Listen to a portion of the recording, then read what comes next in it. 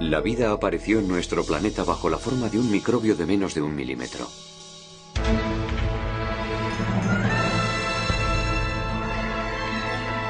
Hoy, el mundo está poblado por más de 30 millones de especies, y todas evolucionaron a partir de aquel minúsculo microbio. Sin embargo, han desaparecido muchas más especies de las que han sobrevivido.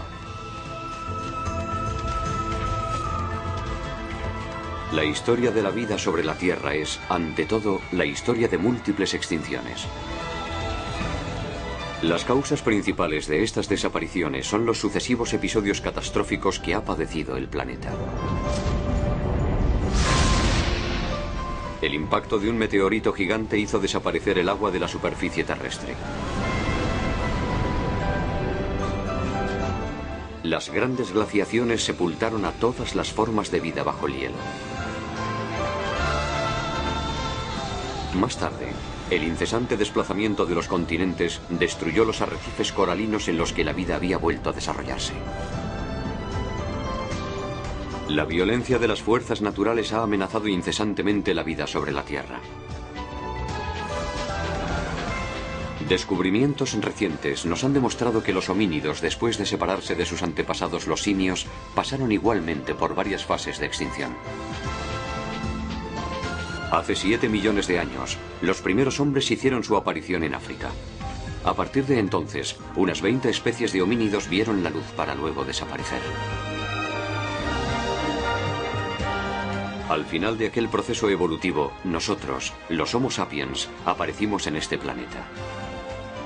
Una odisea de 4.600 millones de años que la vida tuvo que recorrer para llegar hasta nosotros. Este último capítulo es el que vamos a descubrir hoy.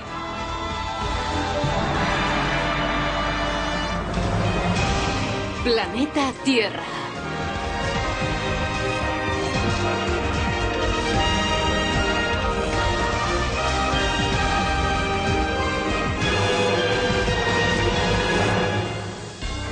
La Tierra de los hombres.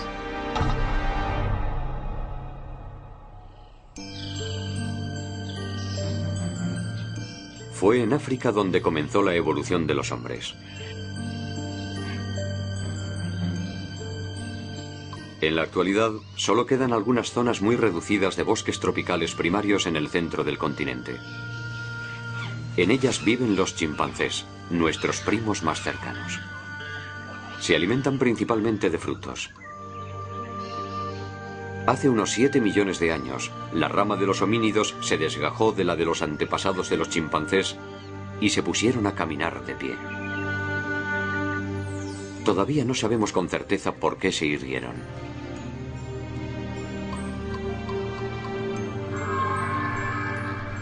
Estos son nuestros antepasados 3 millones de años después de su separación de la rama de los chimpancés.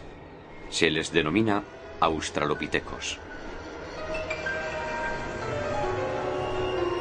Como se habían vuelto bípedos, llevaban la espalda bastante derecha. Medían 1,40 m, aproximadamente la talla de un chimpancé. Y como ellos, tenían largos brazos.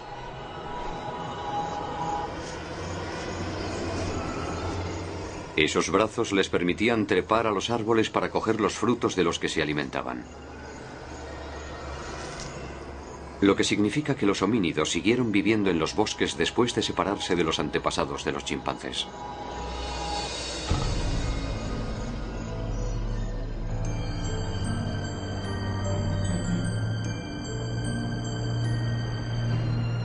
Desde que aparecieron, se enfrentaron a un grave problema: la escasez de los frutos que constituían la base de su alimentación. La superficie de los grandes bosques tropicales, que los producían en abundancia, disminuía en el continente africano. Un acontecimiento ocurrido a 4.000 kilómetros más al este había sido la causa de aquel cambio. Esta es la cadena del Himalaya, conocida también como el techo del mundo. El choque de dos continentes fue lo que originó este gigantesco macizo montañoso con cimas de más de 8.000 metros. Vamos a remontarnos 200 millones de años en el tiempo. El hemisferio sur estaba entonces ocupado por Gondwana, un supercontinente que englobaba África, India y la Antártida actuales.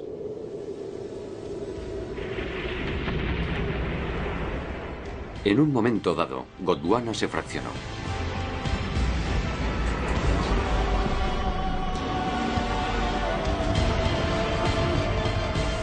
La parte que luego se convertiría en India comenzó a desplazarse hacia el norte.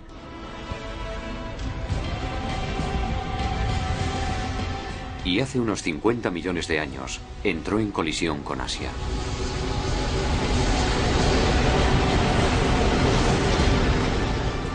El Himalaya, sin duda la cadena montañosa más grande aparecida nunca en la Tierra, nació de aquel choque.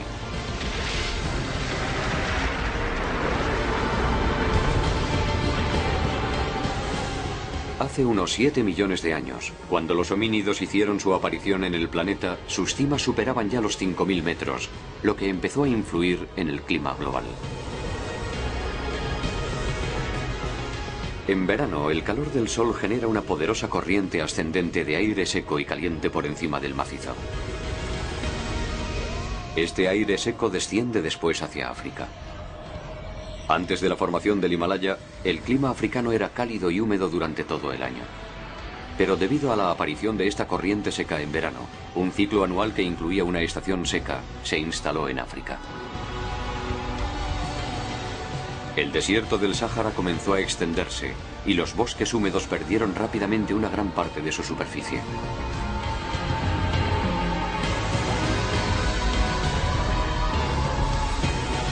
Hace unos 2 millones de años, amenazados de extinción, los homínidos evolucionaron de forma espectacular y aparecieron dos especies diferentes.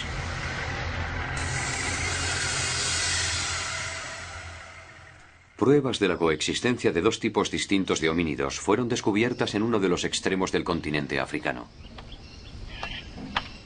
La sabana de Sudáfrica es conocida por la abundancia de fósiles de homínidos primitivos que contiene.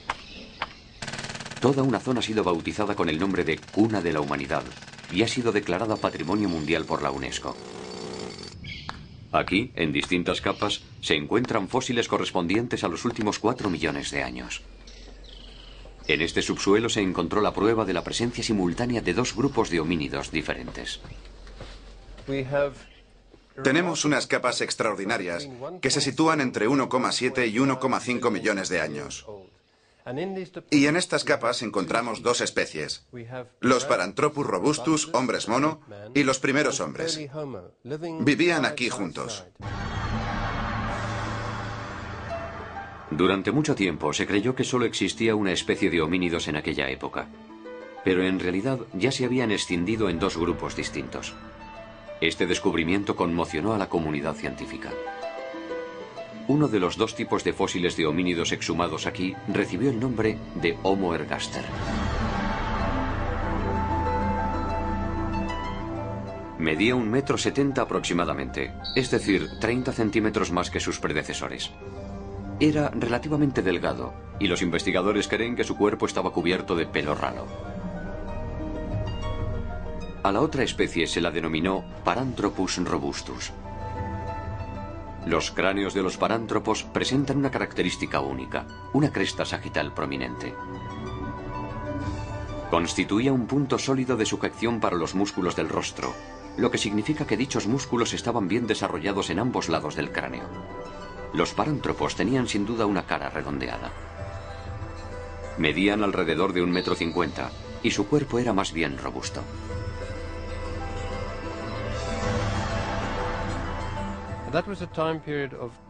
Aquella época sufrió a la vez un enfriamiento global y una sequía. Como consecuencia de ello, los bosques tropicales disminuyeron y se retiraron hacia el norte, hacia el Ecuador. Fue en ese periodo cuando los australopitecos africanos evolucionaron hacia nuevas formas. Los australopitecos pueden considerarse como los antepasados lejanos de esas dos especies. Si los parántropos se parecían tan poco a los Homo ergaster, es porque adoptaron una estrategia distinta para enfrentarse a la escasez de recursos. Cada uno eligió un nuevo régimen alimenticio para reemplazar a los frutos. Los cazadores-recolectores que todavía viven en África nos ayudan a entender cuáles fueron aquellas nuevas fuentes de alimento. Nos encontramos en Tanzania, un país del África Oriental.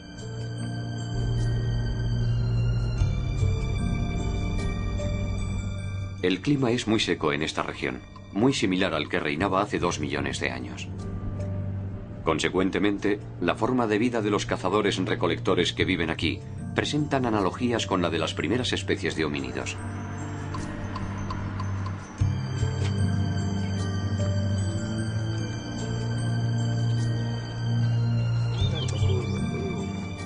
Estos hombres pertenecen al pueblo Hadza.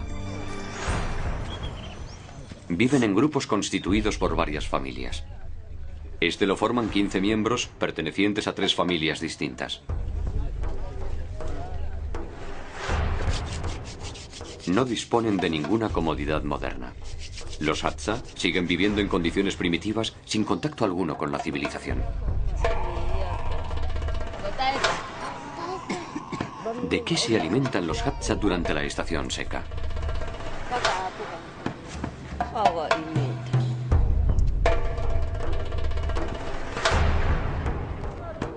Estas mujeres van en busca de alimento. ¿Qué pueden encontrar junto a estos árboles muertos?